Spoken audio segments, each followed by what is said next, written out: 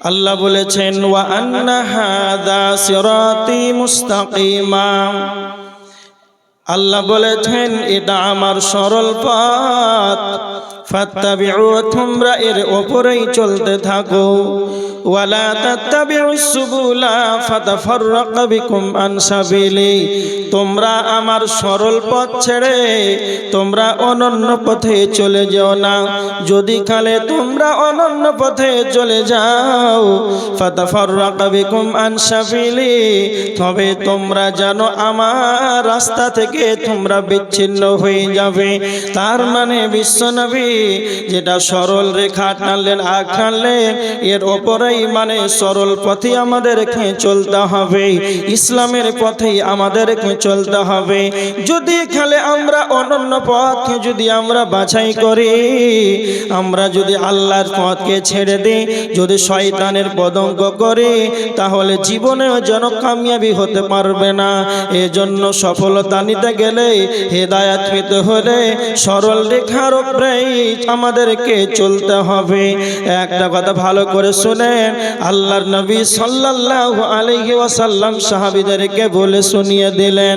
আল্লাহ সুবহানাহু ওয়া তাআলা এবার তখন যেন বলতে আরম্ভ করলেন যে তোমরা শুনে রেখে দাও, সূরা ইয়াসিনের ভিতরে রয়েছে যারা শয়তানের পদঙ্ক করবে, যারা আল্লাহকে মানবে না, যারা শয়তানের ইত্তেবা করবে, অনুসরণ করবে, কাল কিয়ামতের ময়দানে সূরা ইয়াসিনের 59 নম্বর আয়াত আল্লাহ বলেছেন মুজরিমদেরকে যেদিন আলাদা করে দেওয়া হবে, কাফেরদেরকে, বেঈমানদেরকে সেই দিন আলাদা করে দেওয়া হবে।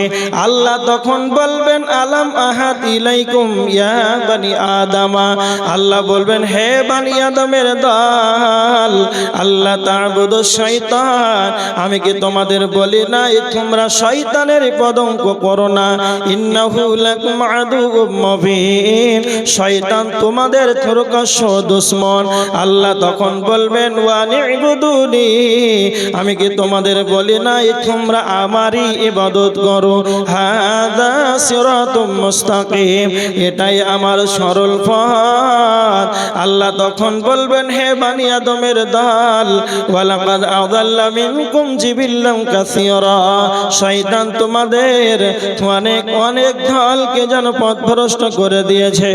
আফালাম তাকুনু তাকিলুন, কি তোমরা জানো না? আল্লাহ তখন বলবেন ও মুজরিমের দল, তোরে বেঈমানের দল, তোমরা যারা শয়তানের পদঙ্ক করেছো দুনিয়ার বুকে, তখন আল্লাহ বলবেন হে বেঈমানের দল, হাদিহি জাহান্নামুল্লাতী কুনতুম তুআদুন, হাদিহি জাহান্নামুল্লাতী কুনতুম তুআদুন, এই সেই জাহান্নাম, এই সেই জাহান্নাম, এই জাহান্নামের ব্যাপারে দুনিয়াতে তোমাদেরকে প্রতিশ্রুতি দেওয়া হয়েছিল, ইসলাউহাল ইয়াউমা বিমা কুনতুম তাকফুরুন, তোমাদের অবিশ্বাস করার কারণে, কুফরি করার কারণে আজ তোমরা জাহান্নামে প্রবেশ করো। ভালো করে শুনেন, যারা আল্লাহ পথকে ছেড়ে দিবে, আল্লাহ যা আমাদেরকে বিধি বিধান দিয়েছেন তা ছেড়ে যদি শয়তানের পদঙ্ক করে, শয়তানের অনুসরণ করে, তো আল্লাহ বলবেন শয়তান তোমাদের অনেক দলকে পথভ্রষ্ট করে দিয়েছে, তোমরা কি তা জানো নি? তোমাদের কুফরি করার কারণে, অস্বীকার করার কারণে আজ তোমরা এতে জাহান্নামে তোমরা প্রবেশ করো। তার মানে যারা শয়তানের পদঙ্ক করবে তারা জাহান্নামে যাবে, আর যারা আল্লাহর কাছে দোয়া করবে আল্লাহ আপনি আমাদেরকে সরল পথ দেখান, আল্লাহ আপনি আমাদেরকে সরল পথের উপরে আমাদেরকে আপনি অটুট রাখার ক্ষমতা দেন, তো আল্লাহ সুবহানাহু ওয়া তাআলা যারা সঠিক মতে চলবে, যারা জান্নাতি হবে, আল্লাহ জান্নাতীদের 10খানা কথা বলে দিয়েছেন সূরা আনআমের ভিতরে। তারা জান্নাতে যাবে, তারা সঠিক পথে চলতে থাকবে, তবে তারা কারা? 10খানা আল্লাহ কথা বলেছেন। আল্লাহ বলছেন কুল, হে নবী মুহাম্মদ তুমি বলে দাও, কুল তাআলাউ আতলু মা হাররামা রাব্বুকুম হাক্কুকুম আলাইকুম। হে নবী মুহাম্মদ সাল্লাল্লাহু আলাইহি ওয়াসাল্লাম, তুমি বলে দাও আমার গোলামদেরকে আমি যেই সব বিষয়গুলো তোমাদের জন্য হারাম করে দিয়েছি সেইগুলো তুমি আমার গোলামদেরকে তা বলে দাও। এক নম্বরে আল্লাহ বলেছেন, আল্লাহ তুশরিকু বিহি শাইয়া, তোমরা যদি সঠিক মতে চলতে চাও, তোমরা যদি জান্নাতে যেতে চাও, তবে তোমরা শিরকের মতন গুনাহ করবে না। এক নাম্বার, এটা ভালো করে মুখস্থ রাখেন। জান্নাতে যদি যেতে হয়, সরল পথে যদি চলতে হয়, তাহলে আল্লাহ বলছেন এক নাম্বার যেটা হারাম, তোমরা খবরদার আল্লাহর সঙ্গে অন্য কাউকে অংশীদার বানাবে না। পৃথিবীতে অনেক মুসলিম আমরা নিজেকে দাবি করি, কিন্তু মাজারে কবরে দ্বারস্থ হই, কবরের কাছে চাই, খাজা বাবার কাছে চাই, সন্তান চাই, বিভিন্ন যারা এই শিরকের ভিতরে লিপ্ত আছে, এটা একবারে হারাম, এটা চলবে না।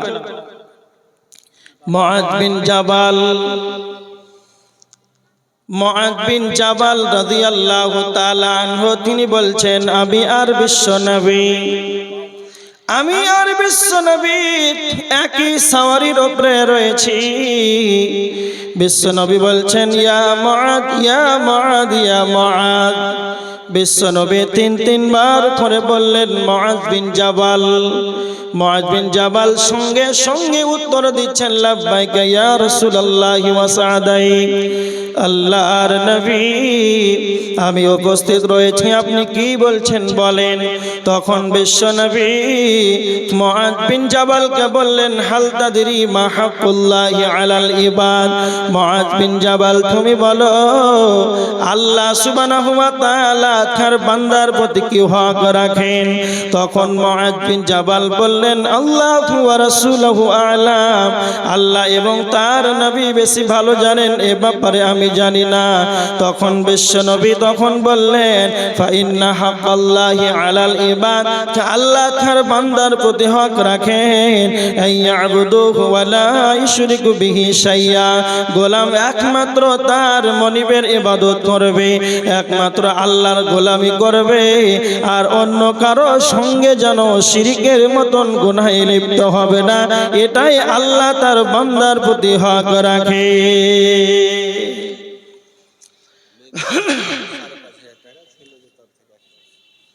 মেয়েদের কাছ থেকে 5,500 আর ছেলেদের 1,000। আল্লাহুম্মা সাল্লি আলাইহি আল্লাহুম্মা বারিক আলাইহি। দেখেন মুআয বিন জাবালকে আল্লাহ রাসূল সাল্লাল্লাহু আলাইহি ওয়াসাল্লাম বললেন, মুআয আল্লাহ তার বান্দার প্রতি হক রাখেন, একমাত্র তারা আল্লাহর ইবাদত হবে, অন্য কারোর সঙ্গে শিরক করবে না। এটা এক নম্বরে বললেন। একটা হাদিস শুনেন, মিশকাত শরীফের 61 নম্বর হাদিস। মুআয বিন জাবাল বিশ্বনবী মুহাম্মদ সাল্লাল্লাহু আলাইহি ওয়াসাল্লাম মুআয বিন জাবালকে 10 খানা কথা বলেছিলেন। বিআশরি কালিমাতিন মুআয বিন জাবালকে বিশ্বনবী 10 খানা ওসিয়ত করেছিলেন। এক নম্বরে বলেছিলেন, মুআয লা তুশরিকু বিল্লাহি শাইআ, মুআয আল্লাহর সঙ্গে কখনো শিরকের মতন গুনাহ করবে না। বিশ্বনবী তখন বলেছিলেন, ওয়া ইন কুতিলতা ওয়া হুররিকতা, যদি তোমাকে কেটে দেওয়া হয়, যদি তোমাকে পুড়িয়ে দেওয়া হয়, তারপরে তুমি আল্লাহর সঙ্গে অন্য কাউকে অংশীদার বানাবে না।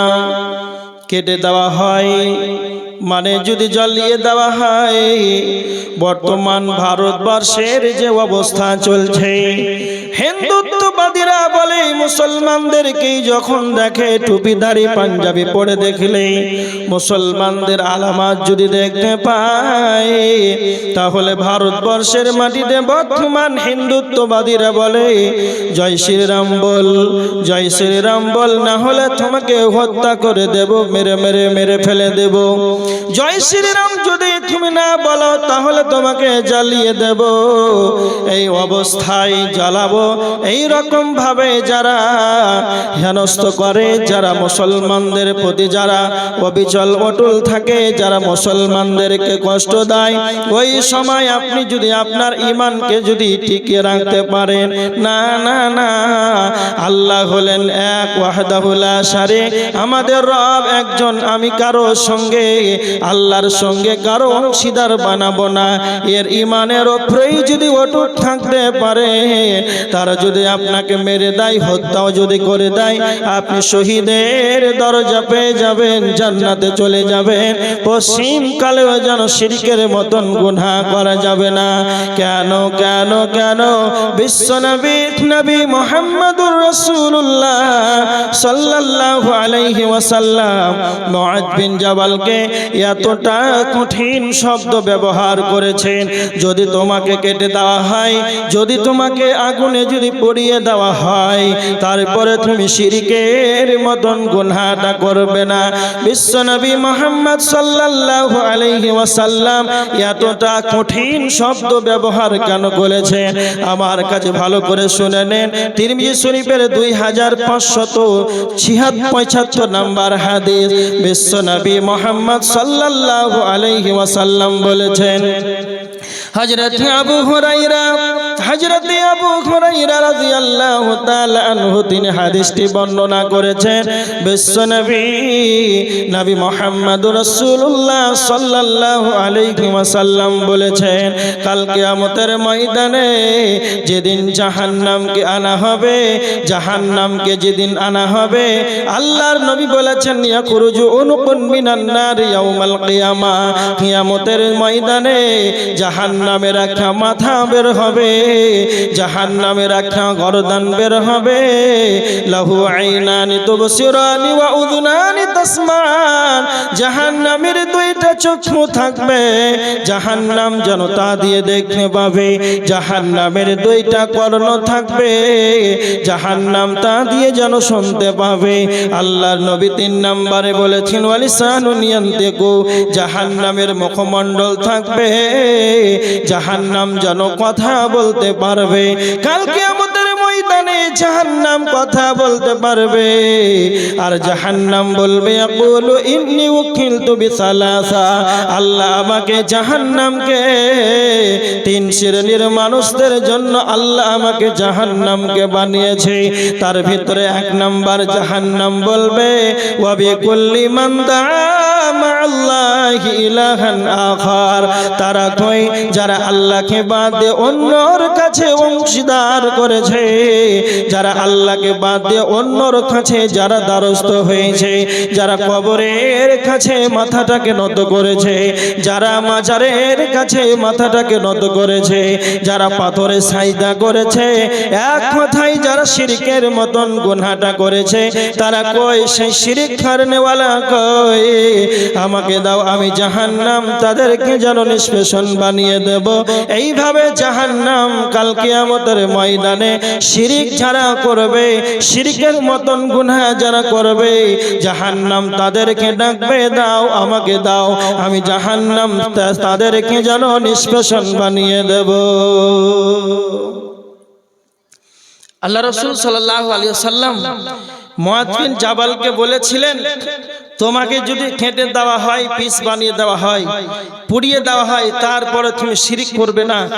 এতটা কঠিন শব্দ ব্যবহার করেছেন কেন? না তো কাল কিয়ামতের ময়দানে জাহান্নামকে আনা হবে, জাহান্নাম নিজে কথা বলতে পারবে, কথা বলবে আর বলবে, যারা শিরক করেছে তাদেরকে দাও, আমি জাহান্নাম তাদেরকে নিষ্পেষণ বানাবো। এই জন্য আল্লাহ সুবহানাহু ওয়া তাআলা বলছেন, তোমরা যদি সঠিক পথে যদি চলতে চাও, তাহলে শিরকের মতন গুনাহটা করিও না। কেমন? আল্লাহ সুবহানাহু ওয়া তাআলা সূরা মাইদার 72 নম্বর আয়াতে আল্লাহ বলছেন, ইন্নাহু মাইয়ুশরিক বিল্লাহ ফাকাদ হারামাল্লাহু আলাইহিল জান্নাহ, যে ব্যক্তি শিরক করবে আল্লাহ তার জন্য জান্নাতকে হারাম করে দিয়েছে, তারা জাহান্নাম যাবে, জান্নাতে যেতে পারবে না। যারা শিরক করবে ওদের জন্য জান্নাতি হারাম। এমন একটা হাদিস রয়েছে বুখারী শরীফের 3350 নম্বর হাদিস। হযরত ইব্রাহিম আলাইহিস সালাতু ওয়াস সালামের ঘটনা তুলে ধরা হয়েছে। কাল কিয়ামতের ময়দানে ইব্রাহিম আলাইহিস সালাতু ওয়াস সালামের পিতা আযার কোথায় যাবে না তো জাহান্নামে যাবে। তাই কাল কিয়ামতের ময়দানে ইব্রাহিম আলাইহিস সালাতু ওয়াস সালাম আল্লাহর কাছে সুপারিশের জন্য যাবে তার আব্বার জন্য। আল্লাহকে গিয়ে বলবে, আল্লাহ আপনি তো বলেছিলেন আমি তোমাকে ইব্রাহিম কিয়ামতের ময়দানে তোমাকে অপমান করব না। আজ আমার পিতা জাহান্নামে যাবে আর আমি নবী ইব্রাহিম যেন জান্নাতে যাব, এর চাইতে বড় অপমান কি হতে পারে? তখন আল্লাহ বলবেন, ইন্নী হারামতুল জান্নাতা আলাল কাফিরিন। ইব্রাহিম রে, আমি কাফেরদের জন্য জান্নাতকে হারাম করে দিয়েছি। ইব্রাহিম আলাইহিস সালাতু ওয়াস সালাম এমন একজন নবী, আল্লাহর বন্ধু বলে আখ্যায়িত করা হয়েছে। ইব্রাহিম আলাইহিস সালাম আল্লাহর বন্ধু। আল্লাহ বলেছিলেন, ইব্রাহিম আমি তোমাকে কিয়ামতের দিন অপমান করব না। তার পিতা কি ছিলেন না তো মূর্তি পূজক, মূর্তিকে তৈরি করত, এই জন্য শিরিক করত। এই শিরিক করার কারণে ইব্রাহিমের সুপারিশ আল্লাহর কাছে কবুল হলো, কবুল হবে না। এই জন্য আপনাদেরকে বলছি, শিরিক মতোই এমন একটা খাতারনাক পাপ যে জাহান্নাম ছাড়া কোনো গতি নাই। একটা হাদিস রয়েছে, বুখারীতে আছে, মিসকাতও আছে। মিসকাতের 38 নম্বর হাদিস, আল্লাহ রাসূল বলছেন, মান মাতা ইশরিক বিল্লাহি শাইয়া দাখালান নার।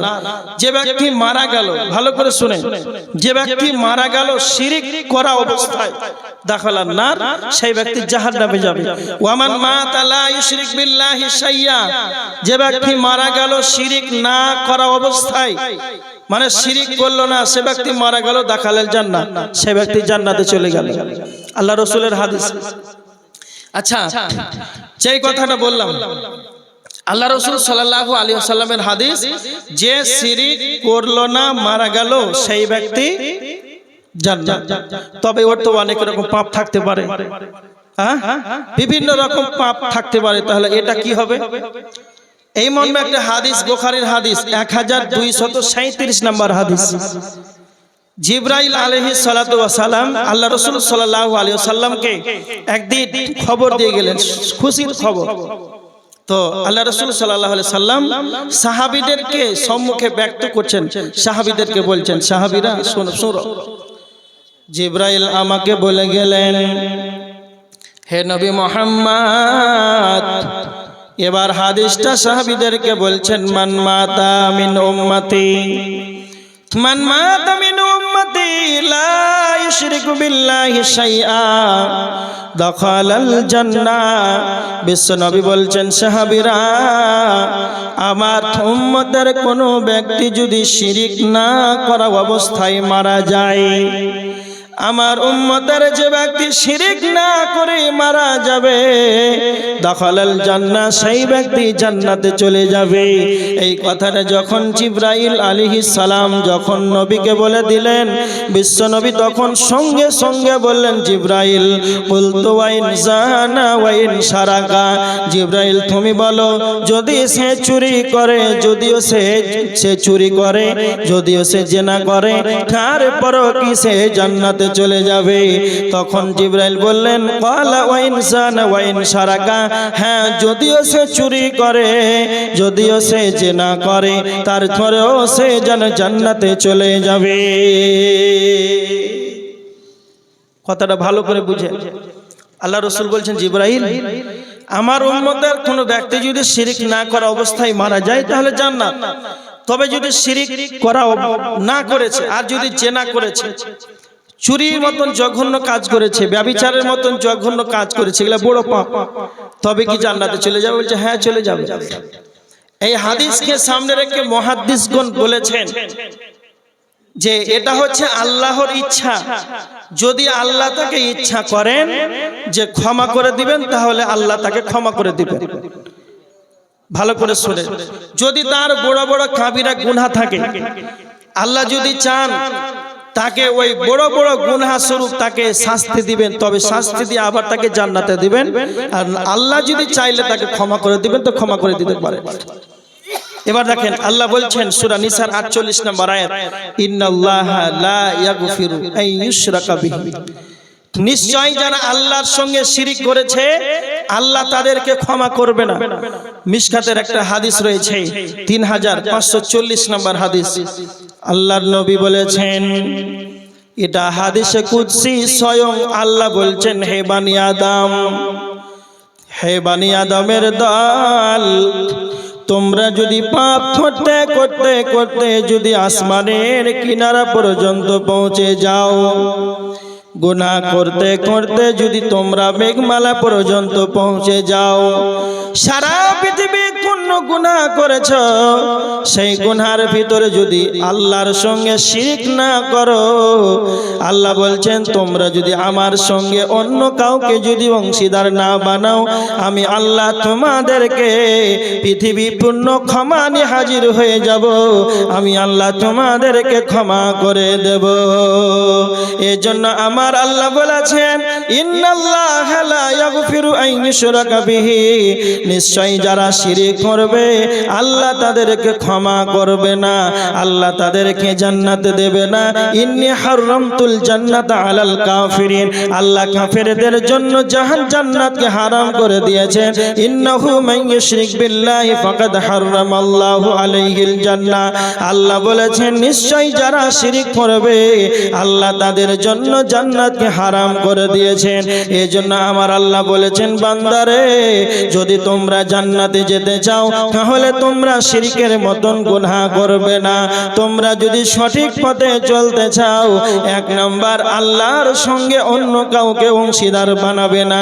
নাম্বার 2 আল্লাহ বললেন, ওয়াবিল ওয়ালিদাইনি ইহসানা, তোমরা তোমার পিতামাতার সঙ্গে সৎ আচরণ করো।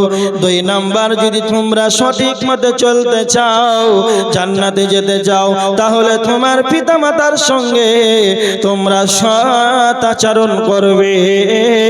আল্লাহ সুবহানাহু ওয়া তাআলার নবী মুহাম্মদ সাল্লাল্লাহু আলাইহি ওয়াসাল্লাম বলেছেন, তিরমিজি শরীফ 1899 নম্বর হাদিস, রিজার রাব্বি ফি রিজাল ওয়ালিদি ওয়া সাখাতুর রাব্বি ফি সাখাতিল ওয়ালিদি, আল্লাহর নবী বলেছেন যদি তোমার পিতামাতা তোমার উপরে যদি রাজি থাকে, সন্তুষ্ট থাকে, তবে মহান আল্লাহ তোমার উপরে সন্তুষ্ট থাকবে। যদি তোমার আব্বা মা তোমার উপরে যদি নারাজ হয়ে যায়, তবে তোমার আল্লাহ তোমার উপরে নারাজ হয়ে যাবে। এজন্য জান্নাতে যেতে হলে তোমার পিতামাতার সঙ্গে সৎ আচরণ করবে। এবার দেখেন পিতামাতার কতটা মর্যাদা। বিশ্বনবী নবী মুহাম্মদ বলেছেন, আল্লাহ 100টা পিতামাতার মর্যাদা দিয়েছেন। সূরা বনী ইসরাঈলের 23 নম্বর আয়াতের ভিতরে আল্লাহ বলেছেন, ওয়া কাযা রাব্বুকা আল্লা তা'বুদু ইল্লা ইয়্যাহু ওয়া বিল ওয়ালিদাইনি ইহসানা, আল্লাহ বলেছেন গোলাম রে, তোমরা আমাকে ছাড়া অন্য কারো ইবাদত করবে না, আর আমার ইবাদতের পরেই তোমার পিতামাতার সঙ্গে সৎ ব্যবহার করো। কতটা পিতামাতার মর্যাদা, স্বয়ং আল্লাহ বলছেন গোলাম রে, তোমরা আমার ইবাদত করবে, আমাকে ছাড়া অন্য কারো ইবাদত করবে না, আর আমার ইবাদতের পরেই তোমরা তোমার পিতামাতার সঙ্গে সৎ আচরণ করবে। আল্লাহ বলেছেন, ইম্মা ইয়াবলুগান্না ইনদাকাল কিবারি আহাদুহুমা আও কিলাহুমা ফালা তাকুল লাহুমা, আল্লাহ বলেছেন তোমার পিতা কিংবা মাতা উভয় যদি বার্ধক্যতে উপনীত হয়ে যায়, তোমার পিতামাতা যদি অসুস্থ অবস্থায় পড়ে যায়, তোমার পিতামাতা যদি একবারে বুড়িয়ে গিয়েছে, চলাফেরার মতোর ক্ষমতা নাই, কাজকর্মের কোনো ক্ষমতা নাই, সেই সময় তোমার পিতামাতার তুমি দেখভাল করো। ওষুধ বড়ি লাগবে তা ব্যবস্থা করো, কাপড় ধরি লাগবে তা ব্যবস্থা করো। যে কোনো মুহূর্তে তোমার মা ডাকবে, কি প্রয়োজন আছে সে সেটাই তুমি তখন লাভবাহিক বলে সাড়া দেবে, তোমার পিতামাতার সেখানে দেখভাল করবে। একটা কথা মনে রাখবেন, পিতামাতা যখন অসুস্থ অবস্থায় পড়ে যাবে, পিতামাতা যখন বার্ধক্যতে উপনীত হয়ে যাবে, উঠতে গেলে লাঠি, বসতে গেলে লাঠি, সেই সময় সন্তানের উচিত হবে পিতামাতার জন্য খেদমত করা, আল্লাহ বলেছেন সেই সময় উফিন ওয়ালা তানহারহুমা, তোমার পিতামাতাকে ও শব্দটি বলবে না, তোমার পিতামাতাকে ভর্ৎসনা করে কথা বলবে না, ধমক দিয়ে কথা বলবে না, জোরে কথা বলবে না। একটা কথা মনে রাখবেন, পৃথিবীর বুকে যদি কালে আপনি পিএম হয়ে যান, চিফ মিনিস্টার হয়ে যান, প্রধানমন্ত্রী হয়ে যান, মুখ্যমন্ত্রী হয়ে যান, যে কোনো পদের লোক হোক না কেন, আপনি ভালো করে মনে রাখবেন আল্লাহ বলেছেন তুমি তোমার মায়ের নিকটে তোমার মায়ের ছেলে ব্যতীত তুমি আর কিছুই নাই। যখন তোমার পিতামাতার সঙ্গে কথা বলবে ওয়াকুল্লাহুমা কাওলান কারীমা, পিতামাতার সঙ্গে নরম নরম নরম ভাষায় কথা বলবে, জোরে ধমক দিয়ে কথা বলবে না। তার মানে পিতামাতার সম্মুখে যখন তুমি দাঁড়াবে, মাথাটাকে নিচু করে, মাথাটাকে অবনত করে একবারে আস্তে আস্তে নরম কোমল কথা বলবে। পিতামাতাকে ধমক পর্যন্ত দিও না, তোমার পিতামাতাকে এমন ভাবে কথা বলিও না তোমার পিতামাতা যেন তোমাকে দেখে কষ্ট পায়। পিতামাতা এই অবস্থায় যারা এখন বর্তমান সমাজ, পাঁচটা ছেলে তারপরও মা বুড়িয়ে গিয়েছে, আর এই মা পাঁচটা ছেলেকে পৃথিবীতে আনতে গিয়ে কত কষ্ট, তারপরে মা এমন একটা বস্তু আর মা এমন একটা জাত, ছেলে হয়েছে ছেলেটা খায় না, তখনও মা কাঁদে। আপনি যখন ছোট ছিলেন, ছেলেটা খায় না, আপনি খেতে পারেন না, কি হয়েছে, মুখে ঘা হয়েছে, আরো কিছু অন্যান্য কোনো প্রবলেম আছে, এই অবস্থায় ছেলে খেতে পারে না, মায়ের মন ঠিক নেই, ছেলে কেন খায় না। আর এই মাকে শেষের বেলায় আপনি মানুষ হয়ে বড় হলেন, বিবেক শক্তি আল্লাহ সব দিয়েছে, তারপরেও শেষের বেলায় মা আপনি আপনার মাকে খেতে দেন না, ওই জন্য তখন শেষ বেলা তো কাঁদে। প্রথম থেকে নিয়ে শেষ পর্যন্ত আপনার জন্য চোখের পানি ফেলে, তারপরও আপনার হালকা 100 গ্রাম চাউলের ভাত খাবে, সেই টাকাটা জুটছে না। অনেক মানুষ আছে যারা ভিন্ন হয়ে গেছেন, সংসার করছেন, ঠিক আছে, তো মা কেন বেশি হয়ে গেল, এই পিতা কেন বেশি হয়ে গেল আপনার কাছ থেকে? পিতা মাতা এমন কতটা খায়। অনেক পরিবার আছে মুসলমান, খুব নিজেকে পরেশগার বলে দাবি করে, পিতা মাতা ওর উপরে অসন্তুষ্ট আছে, তো রাসূল বলেছেন তোমার মা বাপ তোমার উপরে নারাজ, আল্লাহ তোমার উপরে নারাজ, তুমি জান্নাতে কি করে যাবে? একটা হাদিস শুনেন, ইবনে মাজাহ শরীফের হাদিস 3632 নম্বর হাদিস। একজন সাহাবী আল্লাহ রাসূলকে বলছেন, আল্লাহ রাসূল, মা হাক্কুল ওয়ালিদাইনা আলা ওয়ালিদিহিমা, আল্লাহ রাসূল আপনি বলেন সন্তানের প্রতি পিতামাতার কি অধিকার আছে? আল্লাহ নবী সাল্লাল্লাহু আলাইহি ওয়াসাল্লাম একবারে সোজা বাংলায় সরাসরি বললেন, হুমা জান্নাতুকা ওয়া নারুকা, পিতামাতা উভয় তোমার জন্য জান্নাত জাহান্নাম। ভালো করে কথাটা বুঝেন, পিতামাতা উভয় তোমার জন্য জান্নাত জাহান্নাম। কি বুঝতে পারলেন? যদি আপনার পিতামাতা যদি আপনার উপরে সন্তুষ্ট থাকে, রাজি থাকে, রাজি করিয়ে নিতে পারেন, আপনার জন্য জান্নাত। আর একটা হাদিস শুনুন, আল্লাহ রাসূল সাল্লাল্লাহু আলাইহি ওয়াসাল্লাম বলেছেন, হাদিসটা রয়েছে তিরমিজির হাদিস 2211 নম্বর হাদিস।